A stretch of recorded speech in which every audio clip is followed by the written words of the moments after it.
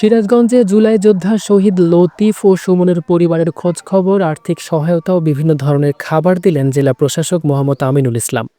আজ সোমবার দুপুরে সিরাজগঞ্জ পৌর শহরের একডালা মহল্লায় শহীদ লতিফ ও সুমনের বাড়িতে গিয়ে তাদের পরিবারের খোঁজ নেন তিনি।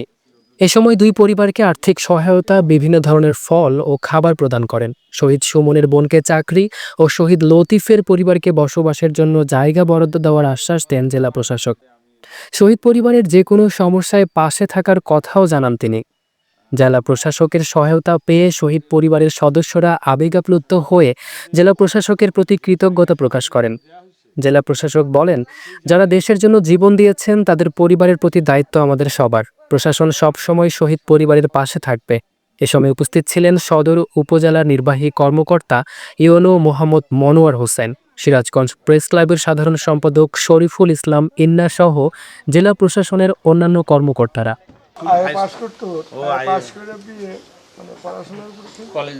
জমি জমা উদ্ধার, জমি জমা সংক্রান্ত কাজ আপনার যদি ধরেন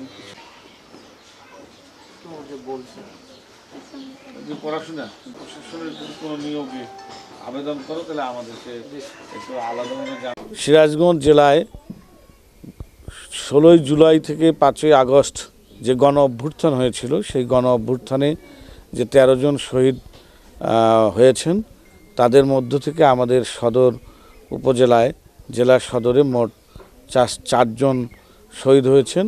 এই 4 জন শহীদ পরিবারের যারা সদস্য রয়েছেন তাদের সাথে কুশলাদি বিনিময় এবং তাদের সুবিধা অসুবিধা সেগুলো জানার জন্য এসেছিলাম এবং তাদেরকে তাৎক্ষণিক খাবার, কিছু আর্থিক অনুদান দিয়েছি। পাশাপাশি তাদেরকে বলা হয়েছে তাদের যে কোনো ধরনের সমস্যা সেটি যখনই তারা মনে করবে তখন যাতে আমাদের সাথে জেলা প্রশাসনের সাথে যোগাযোগ করে আমরা তাদের এই সমস্যাগুলো সমাধানের জন্য চেষ্টা করব। জলিলুর রহমান জনির তথ্যচিত্রে ইশরাক অর্ণব, চ্যানেল 21, সিরাজগঞ্জ।